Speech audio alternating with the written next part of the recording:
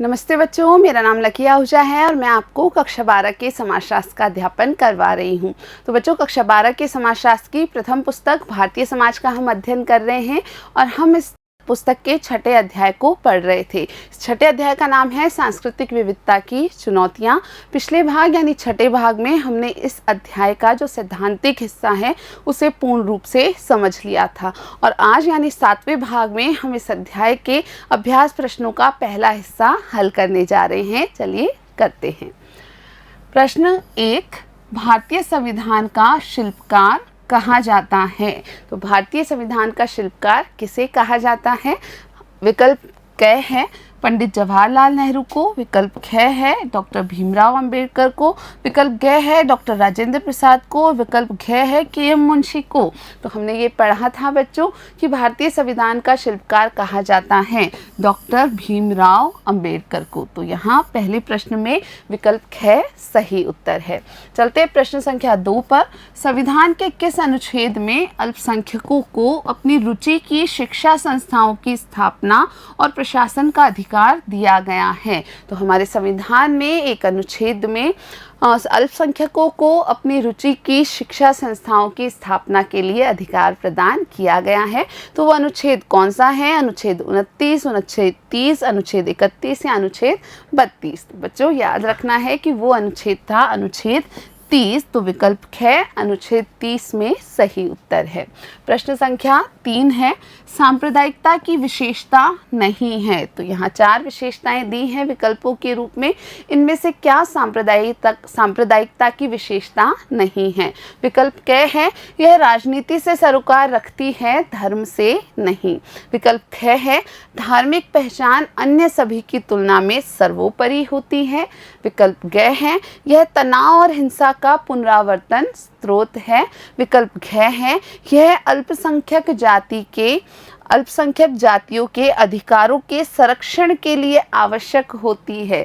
तो क्या सांप्रदायिकता अल्पसंख्यक जातियों के अधिकारों के संरक्षण के लिए आवश्यक होती है? बिल्कुल नहीं। तो बच्चों प्रश्न संख्या 3 में बाकी तीनों विकल्प सांप्रदायिकता से संबंधित हैं, उसकी विशेषता है, लेकिन विकल्प घ जो है वो उसकी विशेषता नहीं है। यानी सांप्रदायिकता अल्पसंख्यक जातियों के अधिकारों के लिए आवश्यक नहीं होती है। तो इस तीसरे प्रश्न में उत्तर है विकल्प घ। प्रश्न संख्या 4 है, भारतीय नागरिकों को सूचना का अधिकार दिया गया था। तो कब भारतीय नागरिकों को सूचना का अधिकार दिया गया था? विकल्प क सन 2003 में, विकल्प ख सन 2004 में, विकल्प ग सन 2005 में और विकल्प घ है सन 2006 में। तो आपको याद है बच्चों कि भारतीय नागरिकों को सूचना का अधिकार दिया गया था सन 2005 में। तो विकल्प ग यहाँ सही उत्तर है। प्रश्न संख्या 5 है, भारत एक महान सांस्कृतिक विविधता वाला राष्ट्र है, इसका तात्पर्य है? तो बिल्कुल हमने पूरे अध्याय में यही पढ़ा है कि भारत एक महान सांस्कृतिक विविधता वाला राष्ट्र है। तो नीचे दिए गए विकल्पों में से इसका क्या तात्पर्य है? तो विकल्प क है सांस्कृतिक विविधता कठोर चुनौतियां प्रस्तुत कर सकती है। विकल्प ख है यहाँ अनेक प्रकार के सामाजिक समूह और समुदाय निवास करते हैं। विकल्प ग है यहाँ एक संस्कृति ही पाई जाती है और विकल्प घ है यहाँ सांस्कृतिक अंतरों के साथ साथ आर्थिक अंतर भी पाए जाते हैं। तो बच्चों आपको यहाँ समझना है कि सांस्कृतिक विविधता वाला राष्ट्र है भारत, इसका तात्पर्य यह है कि यहाँ अनेक प्रकार के सामाजिक समूह और समुदाय निवास करते हैं। तो प्रश्न संख्या 5 में ख सही उत्तर है। प्रश्न संख्या 6 है, भारतीय संविधान का अनुच्छेद 29 किससे संबंधित है? तो हमारे संविधान का अनुच्छेद 29 किससे संबंध रखता है? आइए देखते हैं। भारतीय संविधान का अनुच्छेद 29 नागरिकों के शिक्षा एवं संस्कृति के अधिकार से संबंधित है।